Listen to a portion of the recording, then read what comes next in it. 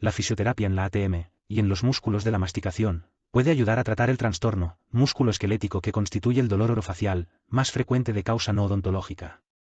Puede ayudar en trastornos de la ATM, después de artroscopias, cirugía ortognática o después del tratamiento de fracturas de los huesos de la cara. No se debe confundir el tratamiento del bruxismo con el tratamiento de los problemas de la articulación temporomandibular.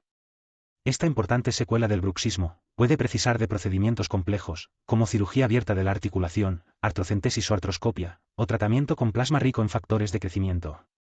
Este es un extracto del artículo Bruxismo dental en mujeres, del Dr. Javier González, cirujano maxilofacial. Publicado en Mujer y Salud. Puedes verlo completo con este enlace o con el código QR.